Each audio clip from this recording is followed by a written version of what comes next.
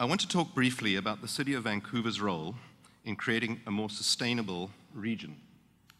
Let's see if we can get this going. The City of Vancouver is one of 21 municipalities that make up Greater Vancouver, and it accounts for about 600,000 people out of a total metropolitan population of over 2.3 million.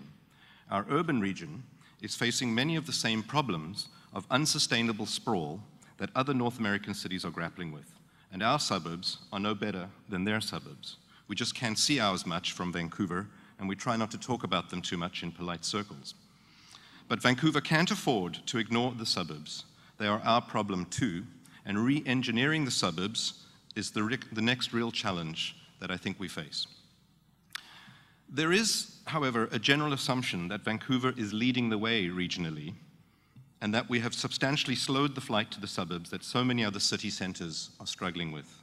And yes, we have densified the downtown core, more than doubling its population since Expo 86, and that is a real and significant achievement, and we've heard some of that today.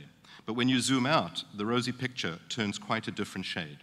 Consider some recent statistics, and I apologize for the poor slide. According to recent census data, the City of Vancouver's population has grown by about 57,000 to 603,000 people in the decade 2001 to 2011.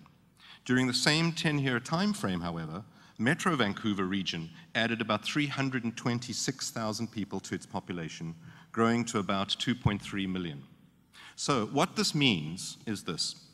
Metro grew by about 16.5% over the past decade, while the City of Vancouver grew by about 10.5%, which means that Vancouver is actually losing share of growth within the region.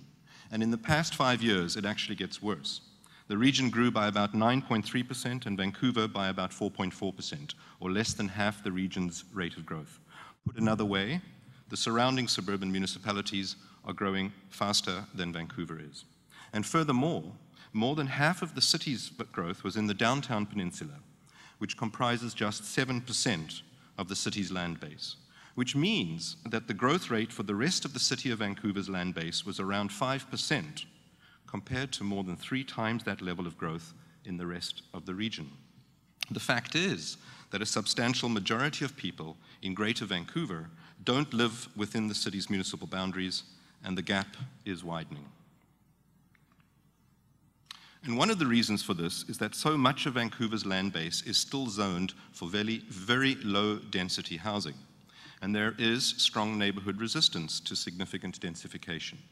So we have concentrated our recent growth efforts where there were very few pre-existing neighbors to complain, such as the downtown peninsula's former industrial lands and rail yards.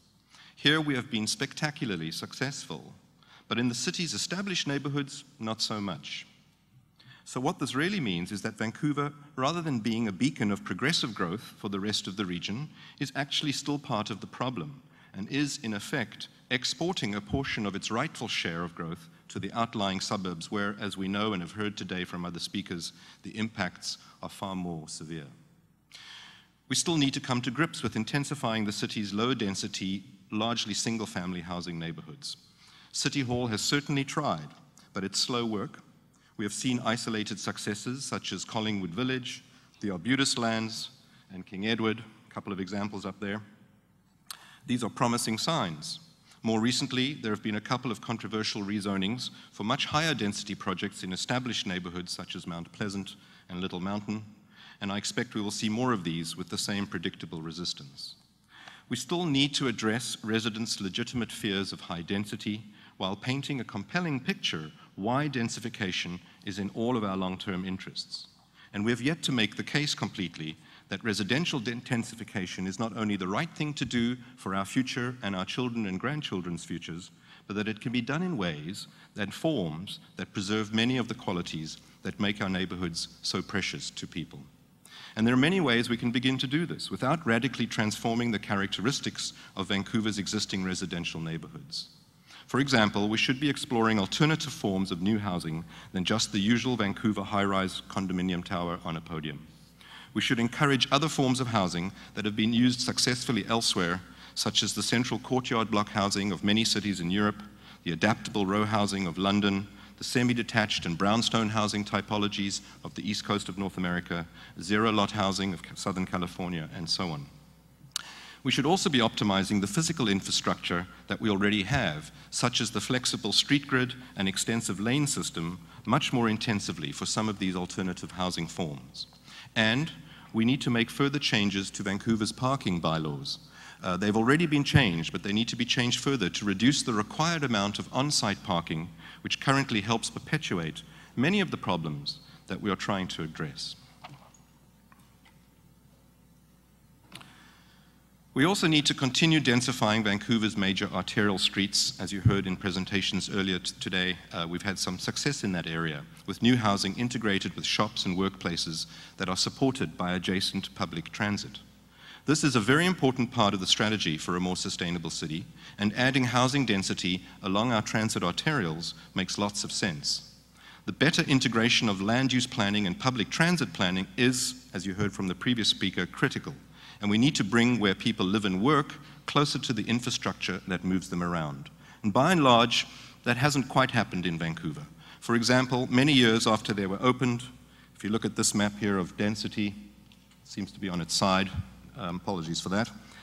Many years after they were opened, some areas around several stations on the Expo and Millennium lines are still not redeveloped, and we've yet to see any significant densification along the Canada Line corridor, although there is a plan in place, as you heard from Brent Tatarian this morning, and at least one major development is poised to begin. But perhaps most importantly, we need to make our zoning system more flexible, with a shift from an exclusionary to an inclusionary paradigm, in which what buildings are used for becomes less important than how they fit into any given context. In other words, form-based zoning rather than use-based. We have to address housing affordability, as we all know. And given that our land base is limited, land costs will continue to rise and housing prices will keep going up unless we substantially increase both supply and types of housing. And we should also be enabling a wider range of housing tenureship as well. And maybe I just suggest that it's time to acknowledge that even informal housing may have its place as part of the larger housing solution, just as it does in many other countries. Finally, Vancouver could begin to do some of these things to demonstrate progressive leadership in the region. And unless we change our ways as a metropolitan region, we will continue to see more wasteful sprawl for the foreseeable future. This is clearly the challenge of our future as a sustainable region, and if we are to succeed, I suggest that the City of Vancouver will need to assert or reassert its position as a leader in this regard, rather than believing that we have already devised the sustainable region solution. Thank you.